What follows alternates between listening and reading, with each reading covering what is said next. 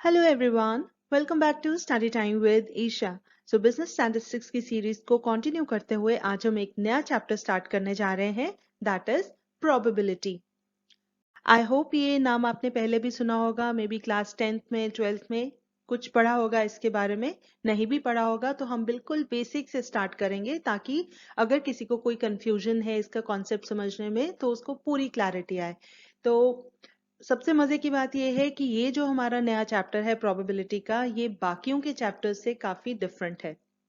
और main difference ये है कि जो आज तक हमने पढ़ा स्टैटिस्टिक्स में, जो भी measures of central tendency, dispersion, skewness, जितनी भी चीजें पढ़ी, इंडेक्स नंबर्स, टाइम सीरीज, उन सब में क्या था, कैलकुलेशंस बहुत ही ज्यादा थी। लेकिन यहाँ पर क्या चीज है कि आपको कैलकुलेशन बहुत कम करनी पड़ेगी, लेकिन आपको थोड़ा सा जो क्वेश्चंस होते हैं थोड़े से कभी ट्रिकी हो सकते हैं। आपको बस वो क्वेश्चन एक बार समझ आ जाए तो आप उसकी कैलकुलेशन बहुत ही इजीली कर सकते हैं। तो घबराना बिल्कुल भी नहीं है, बिल्कुल सिंपल चैप्टर है, सिर्फ आपको कॉन्सेप्ट की क्लैरिटी होना बहुत जरूरी है। तो आज की वीडियो में हम बिल्कुल इसका बेसिक लेकर चलेंगे, बहुत ज्यादा डिटेल में आज नहीं जाएंगे। आज हम सिर्फ थोड़ा सा कॉन्सेप्ट बिल्ड करने की कोशिश करेंगे। तो सबसे पहले आइए समझने की कोशिश करते हैं कि प्रोबेबिलिटी का मतलब क्या है। तो देखिए, प्रोबेबिलिटी वर्ड कहाँ से निकल कर आता है, चांस। जैसे हम बोलते हैं ना, chance of happening of something. ठीक है, क्या चांसेस हैं कोई चीज होने के, चांस ऑफ हैपनिंग समथिंग, और चांस ऑफ अकरेंस। ठीक है, जैसे हम बोलते हैं कि आज थोड़ा सा मौसम बारिश वाला लग रहा है, तो हम बोलते हैं कि बारिश हो भी सकती है, नहीं भी हो सकती है। ठीक है, या हम ऐसा बोलते हैं कि इतने बादल छाए हैं, आज तो पक्का बारिश होगी। ठीक है, कभी हम बोलते हैं 100% चांसेस हैं आज बारिश होने के, कभी हम बोलते हैं 50-50 लग रहा है, बारिश हो भी सकती है, नहीं भी हो सकती है। मतलब हम बात क्या कर रहे हैं, चांस की। सिमिलरली अगर हम बोलते हैं, जैसे हमने बोला कि ये चैप्टर बहुत ही सिंपल है, लेकिन ऐसा हो सकता है कुछ स्टूडेंट्स को लगे कि कैलकुलेशन तो फिर भी आसान थी, ये कॉन्सेप्ट समझना बड़ा मुश्किल है। तो ये वेरी कर सकता है, ठीक है, स्टूडेंट टू स्टूडेंट हो सकता है। कोई बोलता है कि नहीं ये प्रोबेबिलिटी ज्यादा इजी है, और कोई बोलता है नहीं जो हम पहले पढ़ते आए हैं वो चीजें ज्यादा इजी थी। तो क्या चांसेस हैं कि ये चैप्टर इजी है या नहीं है। ठीक है, तो ये जो चांस वर्ड है, बस इसी को थोड़ा सा एक अच्छा सा वर्ड, प्यारा सा नाम दे दिया गया है, प्रोबेबिलिटी। ठीक है, तो हम जहां जहां वर्ड चांस यूज करते हैं उसकी जगह अब हम क्या वर्ड यूज करेंगे, प्रोबेबिलिटी। राइट, जैसे हम बोलते हैं, what is the probability of having rain today, what is the probability of passing my exam, what is the probability of not passing my exam। ठीक है, तो जहां जहां हम चांस वर्ड यूज करते थे, चांस की जगह सिंपली हम यूज करेंगे वर्ड प्रोबेबिलिटी। आई होप यहां तक समझ आया आपको। अब देखिए, हमें यूजुअली एग्जाम में जो क्वेश्चंस आते हैं वो किस तरह के होते हैं, मेनली वो होते हैं बेस्ड ऑन, हम बोल सकते हैं कॉइन, कॉइन बेस्ड क्वेश्चंस होते हैं। फिर उसके बाद डाइस पे बेस्ड क्वेश्चंस होते हैं। फिर हमारे पास जो क्वेश्चंस होते हैं, डेक ऑफ कार्ड्स, ताश खेली होगी शायद आप लोगों ने, उस पे बेस्ड क्वेश्चंस होते हैं। इसके अलावा कुछ एक्स्ट्रा क्वेश्चंस, मतलब और भी सिमिलर सिचुएशंस दे सकते हैं। जैसे हमारे पास एक बैग है फुल ऑफ बॉल्स, तो बॉल्स के बेसिस पर, जैसे किसी में रेड बॉल्स हैं, व्हाइट बॉल्स हैं, तो व्हाट इज द प्रोबेबिलिटी कि अगर हम कोई बॉल उसमें से निकालते हैं तो वो रेड कलर का निकलेगा। ठीक है, तो मतलब ये एक्स्ट्रा क्वेश्चंस हो गए, बट मेनली हमारे जो क्वेश्चंस होते हैं वो इन पर बेस्ड होते हैं। कॉइन, कॉइन हो गया जिसमें हेड्स और टेल्स आते हैं। ठीक है, तो हम यूजुअली यहाँ पर क्या टर्म यूज करते हैं, टॉसिंग अ कॉइन। ठीक है, ये कुछ मतलब टर्मिनोलॉजी है कि आपको थोड़ा सा बार बार चीजें बोलनी है ताकि आपको प्रैक्टिस हो जाए। ठीक है, फिर हम बोलते हैं डाइस की बात, जैसे लूडो खेलते हैं तो हम डाइस थ्रो करते हैं ना, तो हम इसमें बोल सकते हैं रोलिंग अ डाइस। डाइस या कहीं कहीं डाई, DIE भी लिखा होता है, एक ही बात है। ठीक है, और फिर आ गया कार्ड्स की बात, तो इसमें यूजुअली होता है पैक ऑफ कार्ड्स या डेक ऑफ कार्ड्स, और उसमें से हम कोई कार्ड ड्रॉ करते हैं। ठीक है, तो ये जो अब कार्ड्स वाला जो पोर्शन है ये हम नेक्स्ट वीडियो में कवर करेंगे, क्योंकि इसमें हम पहले आपको पूरा कार्ड्स के बारे में बताएंगे, कितने कार्ड्स होते हैं, आपको पता भी होंगे, बट हम अपनी तरफ से ये चीजें एक्सप्लेन करेंगे, क्योंकि जब हम आगे क्वेश्चंस करेंगे तो उसमें कुछ भी अगर पूछा जाए तो आपको बिल्कुल टिप्स पे वो चीजें होनी चाहिए। ठीक है, तो कार्ड्स को हम थोड़ा सा डिटेल में डिस्कस करेंगे बट हमारी नेक्स्ट वीडियो में। तो आज हम मेनली फोकस करेंगे किस पर, कॉइन्स पर, डाइस पर और बॉल्स वाले क्वेश्चंस पर। ऐसा नहीं है कि हमारा पूरा चैप्टर आज ही कवर हो जाएगा, आज हम बिल्कुल बेसिक चीजें इन पे कवर करेंगे, ठीक है। तो चलिए अब हम देखते हैं कि जो हमें क्वेश्चंस सॉल्व कर रहे हैं, जो बिल्कुल बेसिक से स्टार्ट करते हैं, जो बेसिक बिल्कुल क्वेश्चंस होते हैं वो किस टाइप के होते हैं, उस पे हमें किन चीजों का ध्यान रखना है, ठीक है। तो आइए देखते हैं। देखिए, क्वेश्चन सॉल्व करने से पहले आपको कुछ दो तीन जो बेसिक टर्म्स हैं बिल्कुल वो आपको पता होनी चाहिए। अब वो क्या टर्म्स होती हैं, सबसे मेन है एक्सपेरिमेंट, ठीक है। एक्सपेरिमेंट बेसिकली क्या होता है, एक्ट ऑफ डूइंग समथिंग, ठीक है। हम कोई चीज कर रहे हैं, कोई एक्सपेरिमेंट कर रहे हैं, वो चीज जो बार बार रिपीट हो सकती है। जैसे हम बोलते हैं हम कॉइन टॉस कर रहे हैं, तो हम एक बार कॉइन टॉस किया, 2 बार किया, 3 बार किया, 10 बार किया, 50 बार किया, ठीक है। तो हर बारी में हमें या हेड्स मिल सकता है या टेल्स मिल सकता है, राइट। उसी तरीके से अगर हम बोलते हैं, चलिए एक एक्सपेरिमेंट हो गया हमारा टॉसिंग अ कॉइन। तो tossing a coin is an experiment. This act can be repeated n number of times, right?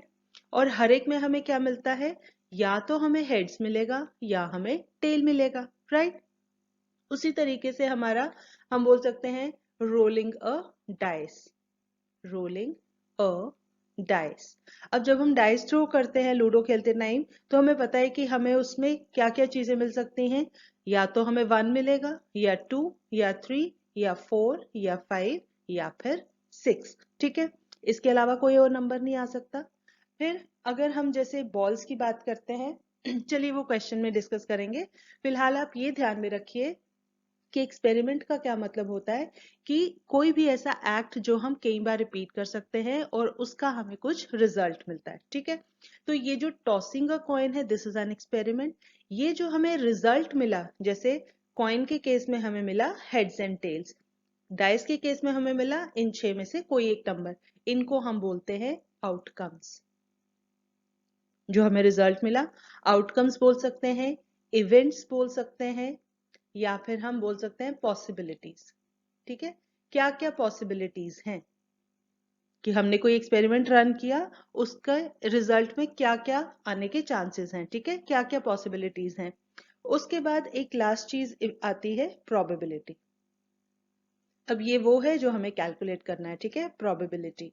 तो प्रोबेबिलिटी हो गया what is the chance of getting this. जैसे हम बोलते हैं कि कॉइन टॉस किया, हेड्स और टेल्स में से कुछ भी आ सकता है, तो हमें प्रोबेबिलिटी कैलकुलेट करनी है कि हेड्स आए, या फिर हमें प्रोबेबिलिटी कैलकुलेट करनी है टेल आए, या फिर डाइस के केस में प्रोबेबिलिटी कैलकुलेट करनी है कि नंबर 1 आए, ठीक है। तो मेन इसमें 3 चीजें क्या हो गई, एक हो गया एक्सपेरिमेंट, फिर हो गया आउटकम्स, इवेंट्स और पॉसिबिलिटीज, और फिर तीसरा हो गया प्रोबेबिलिटी।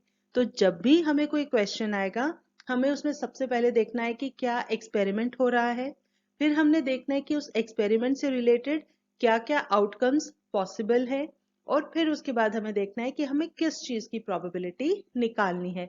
तो ये मेन 3 चीजें आपको हर एक क्वेश्चन में सबसे पहले आइडेंटिफाई करनी है, ठीक है। आई होप यहां तक आपको क्लियर होगा। चलिए अब हम थोड़ा सा समझने की कोशिश करते हैं कि हमें ये प्रोबेबिलिटी कैसे कैलकुलेट करनी होती, ठीक है। तो आइए देखते हैं। तो देखिए, अब हमारे पास जो बिल्कुल क्लासिकल अप्रोच है, मतलब जो ओल्डेस्ट या सिंपलेस्ट मेथड हम बोल सकते हैं प्रोबेबिलिटी कैलकुलेट करने का, उसके अकॉर्डिंग अगर हमें प्रोबेबिलिटी कैलकुलेट करनी है तो वो कैसे निकलती है, probability is equal to number of favourable outcomes upon number of total outcomes.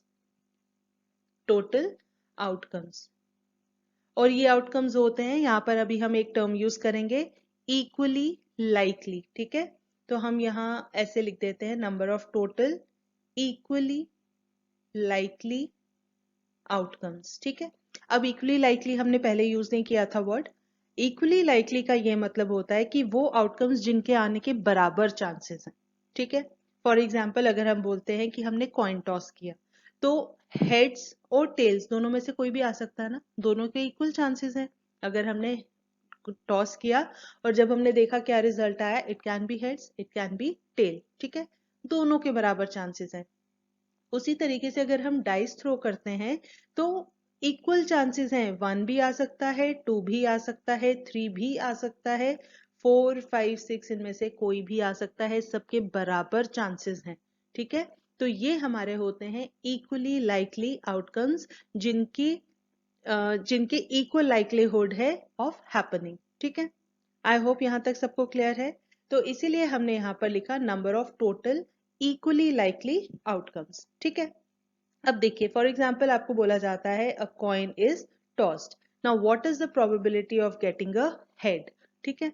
तो यहाँ पर प्रोबेबिलिटी कैसे निकलेगी, देखिए हम बात कर रहे हैं कॉइन की, हमें देखना है number of total outcomes. Total outcomes हमें पता है कितने हैं, हेड और टेल, दो ही आउटकम्स होते हैं ना, इससे ज्यादा कोई पॉसिबल नहीं है। तो इसीलिए जो टोटल आउटकम्स हैं वो कितने हैं, 2।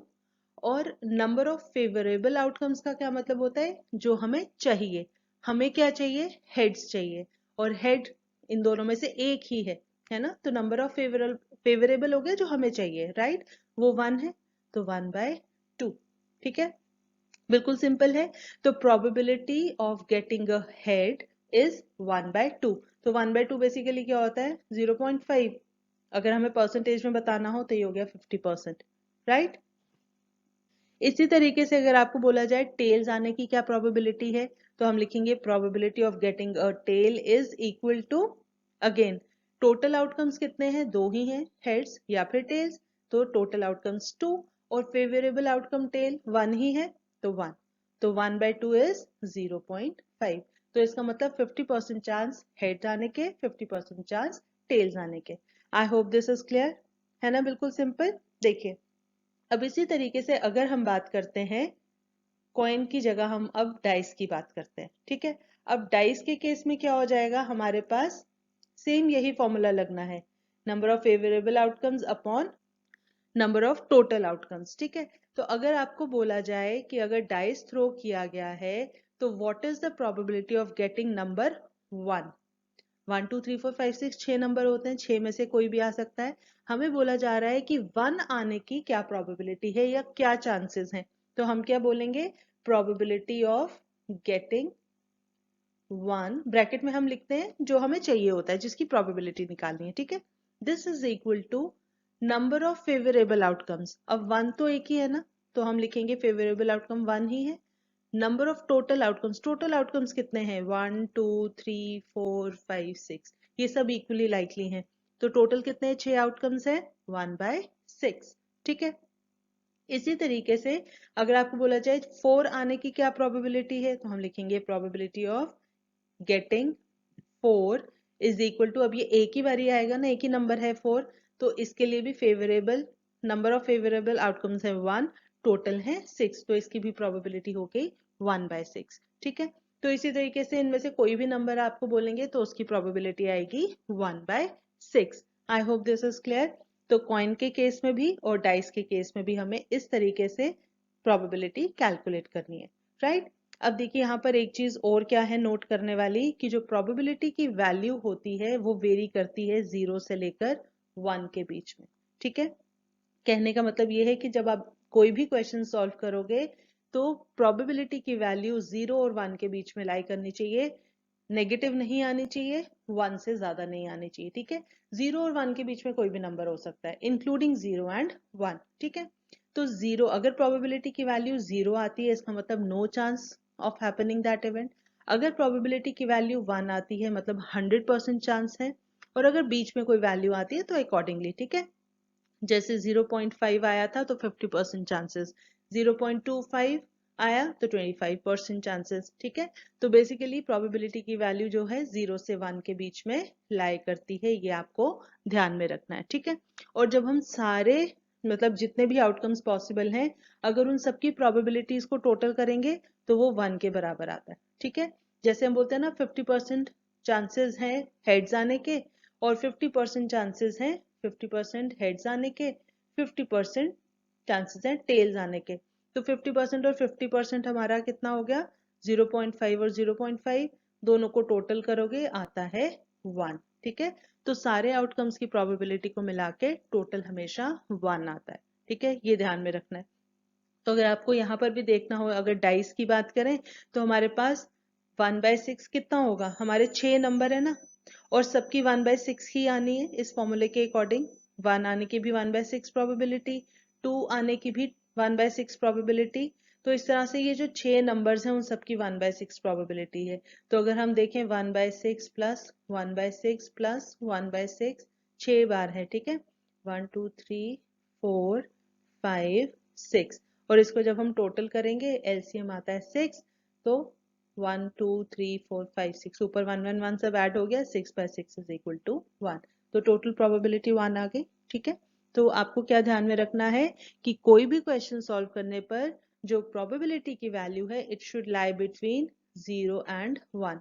तो 0 लेस देन और equal to probability less than और इक्वल टू 1। ठीक है, इंक्लूडिंग 0 एंड 1। तो ये हो गया। चलिए अब हम एक दो क्वेश्चंस प्रैक्टिस करते हैं, बॉल्स वाला भी देख लेते हैं कि किस तरह का क्वेश्चन आ सकता है। ठीक है, आइए देखते हैं।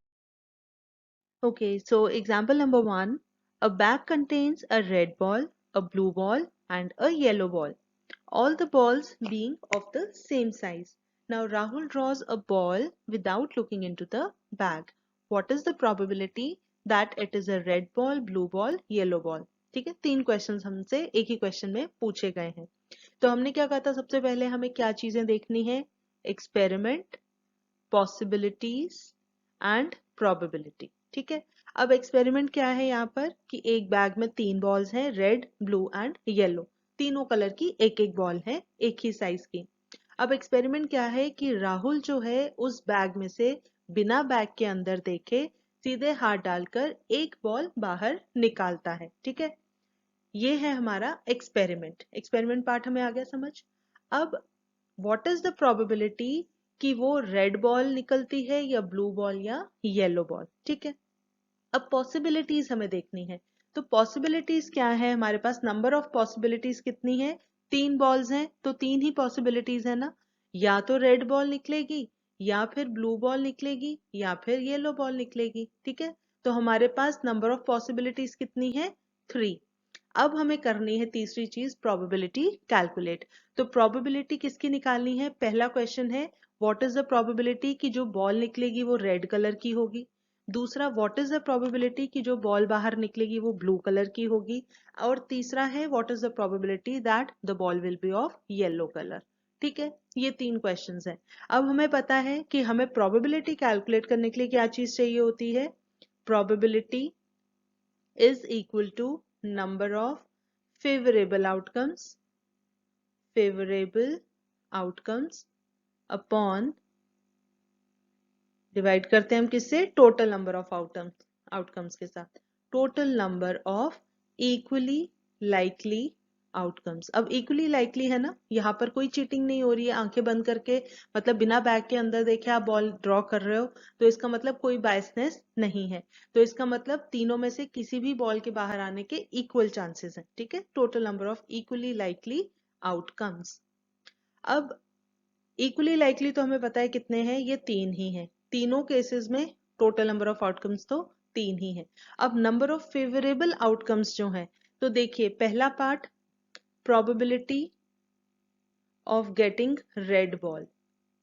ठीक है, सपोज हम इस इवेंट को नाम भी दे सकते हैं, यूजुअली बुक्स में तो पूरा डिटेल में लिखा होता है, let the event of drawing a red ball be A, कोई एक नाम दे देते हैं किसी एक लेटर के साथ, ए बी सी कुछ भी, और फिर उसके बाद हम लिखते हैं नंबर ऑफ फेवरेबल आउटकम्स कितने हैं। अब देखिए रेड बॉल एक ही है तो एक ही फेवरेबल आउटकम हुआ ना, मतलब रेड बॉल के आने का एक ही मतलब, एक ही बॉल है, 2 रेड बॉल्स होती तो 2 फेवरेबल आउटकम हो जाते।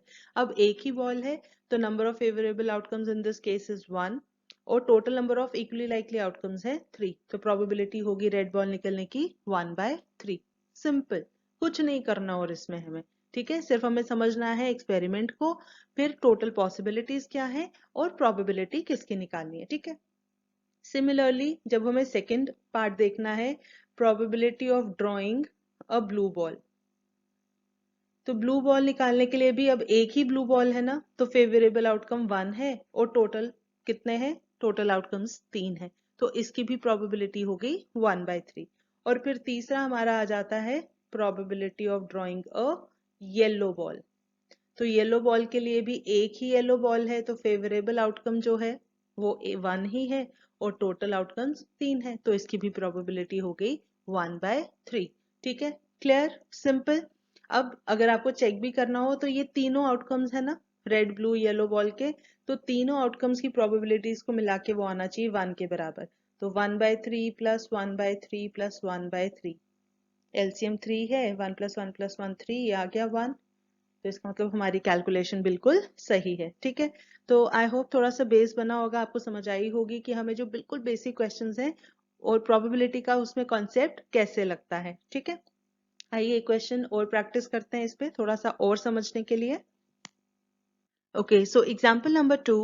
From a bag containing 10 black and 20 white balls, a ball is drawn at random. तो यूजुअली रैंडम वर्ड जो यूज होता है वो इसीलिए होता है कि हमने बिना कहीं आगे पीछे देखे, बिना किसी चीटिंग के हमने एक बॉल ड्रॉ किया है। ठीक है, हमने जानबूझ के, मतलब जिस कलर का बोला गया हमने वो ढूंढ के नहीं निकाला है, हमने एट रैंडम, हमने बिना किसी चीटिंग के, बिना किसी बायसनेस के हमने ये एक्सपेरिमेंट कंडक्ट किया है। ठीक है, ये हो गया। Now what is the probability कि वो ब्लैक कलर का है, what is the probability that it is white, what is the probability that it is not black, and what is the probability that it is not white.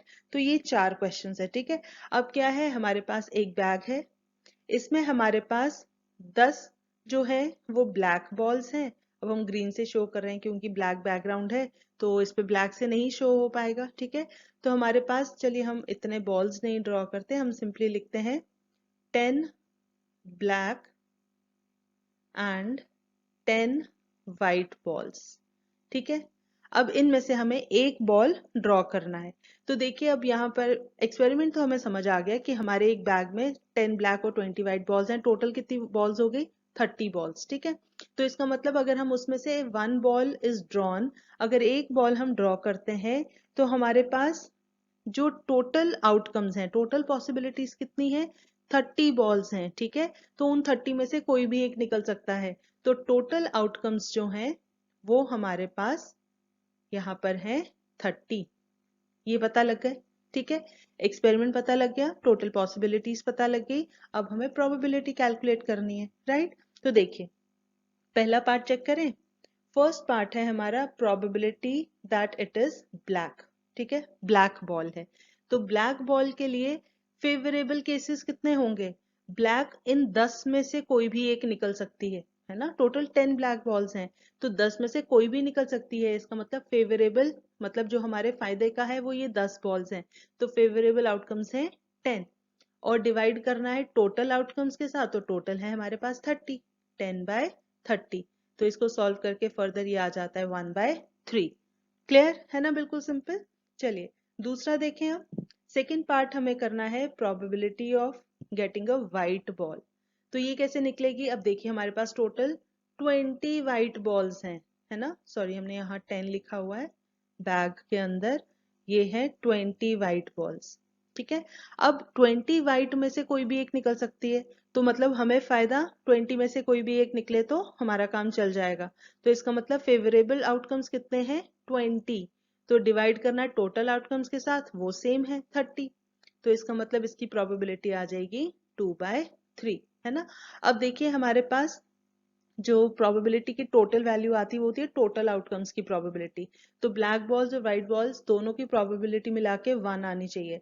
तो अगर हम यहाँ देखें rough में 1/3 प्लस 2/3, ये आता है 2 + 1 3/3, 1 आ गया ना 1, तो ये हमारी टोटल प्रोबेबिलिटी सही है। ठीक है, ये हो गए हमारे पहले 2 पार्ट्स। अब देखिए तीसरा पार्ट जो आता है वो आता है what is the probability that it is not black, NB लिखा है शॉर्ट में, नॉट ब्लैक, कि अगर नॉट ब्लैक है इसका मतलब व्हाइट होनी चाहिए, है ना, व्हाइट आएगी तभी हम बोलेंगे ना नॉट ब्लैक, तो इसका मतलब हमें यहाँ हमारे फेवरेबल केसेस कौन से बनेंगे, ये व्हाइट वाले, तो ये हो जाएगा 20/30, दिस इज 2/3।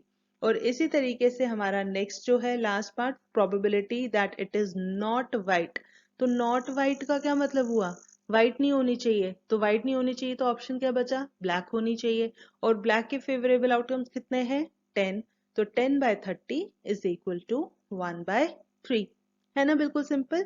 तो चलिए इसमें आपको एक चीज और बता दें, हम इसको इस तरीके से भी लिख सकते हैं। जब हम बोलते हैं ना नॉट ब्लैक, तो हम ऐसे बी बार भी लिखते हैं। बी का मतलब हो गया ब्लैक, और जब ऊपर बार लगा देते हैं इसका मतलब नॉट ब्लैक, ठीक है।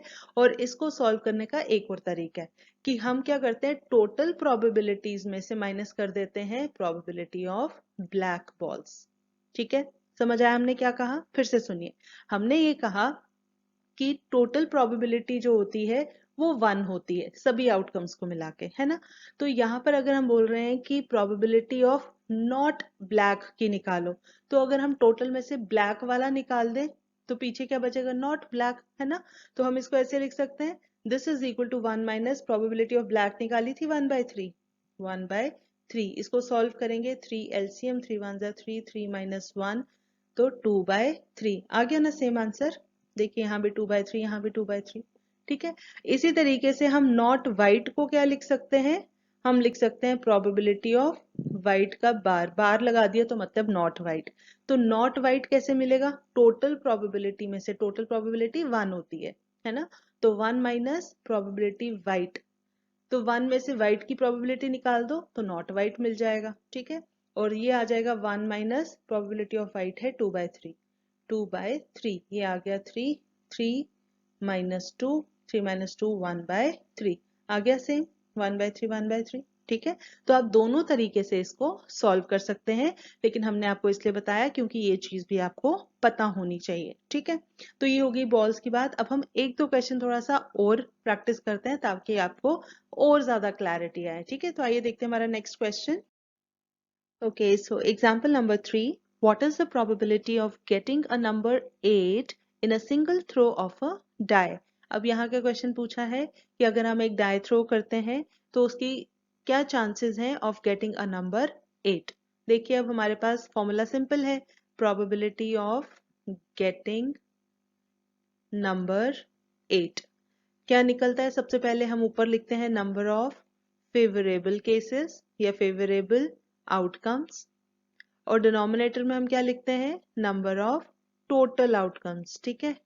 या फिर हम लिखते हैं total number of equally likely, is very important, total number of equally likely outcomes, ठीक है जी। अब हम कह रहे हैं डाई थ्रो कर रहे हैं, तो डाई थ्रो कर रहे हैं तो हमारे पास अगेन जैसा हमने पहले कहा हमारे पास क्या पॉसिबिलिटीज हैं, 1 2 3 4 5 6, इनमें से कोई नंबर आएगा तो टोटल आउटकम्स कितने हैं हमारे पास, 6। अब फेवरेबल आउटकम्स हमारे पास कितने हैं, अब देखिए हमें चाहिए नंबर 8, लेकिन इनमें तो कहीं पर है ही नहीं 8, है ना। 1 से लेकर 6 तक इन्हीं में से कोई नंबर आ सकता है, 8 नहीं आ सकता है, इसका मतलब फेवरेबल आउटकम इज 0। तो इसका मतलब इसकी प्रोबेबिलिटी है 0। तो probability of getting a number 8 in a single throw of die is 0। बिल्कुल सिंपल, ठीक है। सिर्फ आपको टोटल आउटकम्स पता होने चाहिए, फेवरेबल आउटकम्स पता होने चाहिए, उनको आप सीधे फॉर्मूला में पुट करेंगे, you will get the answer, ठीक है ना, बिल्कुल सिंपल। आइए एक और एग्जांपल देखते हैं। Example number 4. What is the probability of getting a number less than 7 in a single throw of a die? Again experiment क्या है, die throw करने का, ठीक है। तो probability of getting, जो हमें क्वेश्चन में पूछा है हम लिख देते हैं getting a number less than 7 is equal to number of, again favorable outcomes। अब हम यहाँ थोड़ा सा शॉर्ट में लिख देते हैं, स्पेस कम है, number of favorable outcomes upon total number of equally likely outcomes या events, ठीक है। ये आ गया। अब हमें पता है अगेन डाई थ्रो किया है तो क्या नंबर्स पॉसिबल हैं, 1 2 3 4 5 एंड 6। तो हमारे पास टोटल आउटकम्स कितने हैं, 6। फेवरेबल आउटकम्स कौन से हैं, हमें पूछा गया है नंबर लेस देन 7। अब ये सारे नंबर ही 7 से छोटे हैं ना, तो इसका मतलब इनमें से कोई भी नंबर आ जाए हमारा काम बन जाएगा। 1 आता है वो भी हमारे लिए फेवरेबल है, 2 आ जाए वो भी फेवरेबल है, 3 आ जाए, 4 आ जाए, 5 आ जाए, 6 आ जाए, कुछ भी आ जाए, ये सब हमारे लिए फेवरेबल है। तो इसका मतलब हमारे पास नंबर ऑफ फेवरेबल आउटकम्स भी कितने हैं, 6। तो इसका प्रोबेबिलिटी है 1। तो इसका मतलब एक ये, इसे हम श्योर इवेंट भी बोलते हैं। श्योर इवेंट मतलब इसकी 100% पॉसिबिलिटी है कि ऐसा होगा ही होगा। आप एक डाई थ्रो करते हैं और उसमें कोई भी नंबर आएगा वो 7 से छोटा ही होगा, तो इसका मतलब जो प्रोबेबिलिटी है of getting number less than 7 उसकी प्रोबेबिलिटी 100% है, इसीलिए उसकी वैल्यू यहाँ पर आई है 1। ठीक है, तो है ना बिल्कुल सिंपल। समझ आया क्या करना है? हमें एक्सपेरिमेंट देखना है, टोटल पॉसिबिलिटीज देखनी है और जो प्रोबेबिलिटी जिसकी निकालनी है उसका हमने देखना है उसके अकॉर्डिंगली फेवरेबल आउटकम्स कितने हैं। ठीक है, चलिए इसको थोड़ा और समझने के लिए एक लास्ट क्वेश्चन और प्रैक्टिस करते हैं। Okay, so example number 5, Shreya tosses two different coins simultaneously. What is the probability that she gets at least one head? अब यहाँ पर बहुत ध्यान से देखना है, अभी तक हम एक डाई की बात कर रहे थे, हम एक कॉइन की बात कर रहे थे। ठीक है, अब हमारे पास एक्सपेरिमेंट क्या है? We have two different coins. ठीक है, अब यहाँ पर भी हेड्स भी आ सकता है, इस पे टेल भी आ सकता है, और दूसरे कॉइन पे भी हेड भी आ सकता है, टेल भी आ सकता है ना? तो हमने पहले एक्सपेरिमेंट को समझना है। इन्होंने कहा कि श्रेया टॉस करती है टू डिफरेंट कॉइन्स साइमल्टेनियसली, इकट्ठे दोनों को उछालती है। ठीक है, तो इसका मतलब ऐसा हो सकता है ना कि पहले वाले कॉइन पे हेड आए, दूसरे पे भी हेड आ जाए, या फिर पहले वाले में हेड आए, दूसरे में टेल आ जाए, या फिर पहले वाले में टेल आए और दूसरे में भी टेल आ जाए, या फिर पहले पे टेल और दूसरे पे हेड आ जाए। तो ये हमारे कितने आउटकम्स हो गए? ये पहला आउटकम, क्योंकि दोनों को एक साथ टॉस किया है। ठीक है, ये आ गया दूसरा आउटकम, ये तीसरा आउटकम और ये फोर्थ आउटकम। ठीक है, इसका मतलब हमारे टोटल नंबर ऑफ आउटकम्स कितने पॉसिबल हैं? 4। I hope this is clear. चलिए अब हम देखते हैं प्रोबेबिलिटी कैसे कैलकुलेट करनी है। हम लिखेंगे probability of getting at least one head is equal to, formula पता है हमें, number of favourable outcomes upon total number of outcomes. Total number of outcomes equally likely लिखना नहीं भूलना है। ठीक है, total number of equally likely outcomes.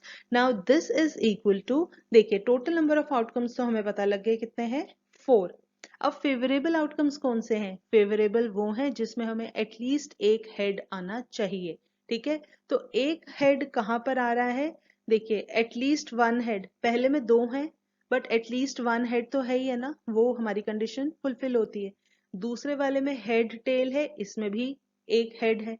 अगले में दोनों टेल टेल है, इसका मतलब ये हमारे फेवर में आउटकम नहीं है।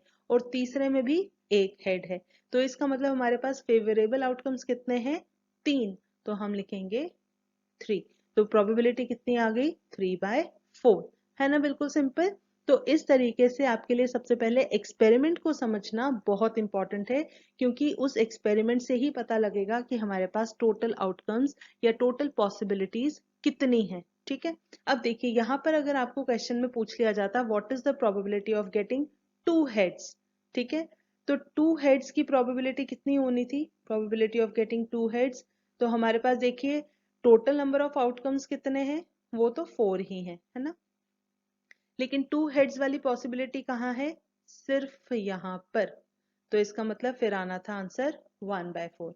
इसी तरीके से अगर आपको पूछा जाता what is the probability of getting 2 tails, तो उस केस में हम क्या करते? अगेन टोटल आउटकम्स तो 4 हैं, लेकिन 2 टेल्स कहाँ पर है? सिर्फ यहाँ पर, तो ये भी एक ही है, तो इसकी भी प्रोबेबिलिटी आती 1/4। ठीक है, अगर हमसे पूछा जाता what is the probability of getting at least one tail,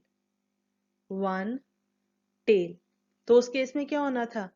तो टोटल आउटकम्स तो यहाँ भी 4 हैं, लेकिन एटलीस्ट वन टेल आपको कहाँ पर मिल रही है? चेक कीजिए, जैसे हमने पहले किया था ना एटलीस्ट वन हेड, अब देखिए एटलीस्ट वन टेल कहाँ पर है?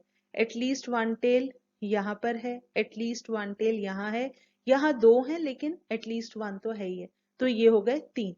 तो हमने यहाँ पर लिख देना था 3/4। ठीक है, तो इस तरीके से हम कैलकुलेशंस करते हैं। तो इसके साथ आई होप अब ये कुछ एग्जांपल्स जो हमने डिस्कस की हैं इससे आपको थोड़ा सा कॉन्सेप्ट समझ आया होगा कि हमें कैसे एक्सपेरिमेंट को समझना है और कैसे पॉसिबिलिटीज को समझना है और फिर कैसे हमें प्रोबेबिलिटी निकालनी है। ठीक है, तो ये था बिल्कुल आज के लिए बेसिक पार्ट। हम इसको आगे फर्दर कंटिन्यू करेंगे नेक्स्ट वीडियो में, जिसमें अब हम केस लेंगे कार्ड्स का। अगर आपके घर में कार्ड्स हैं तो एक बार जरूर अच्छे से उनको देखिए कितने तरह के कार्ड्स हैं, किस किस कलर के हैं, किस किस डिजाइन और शेप के हैं।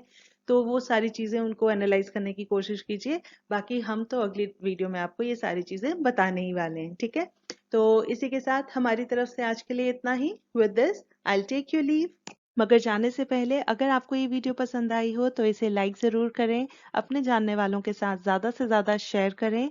और हाँ, अगर आपने अभी तक इस चैनल को सब्सक्राइब नहीं किया है तो प्लीज़ इसे सब्सक्राइब ज़रूर करें। हम जल्दी हाजिर होंगे एक नए कॉन्सेप्ट के साथ। तब तक के लिए टेक केयर, बाय बाय।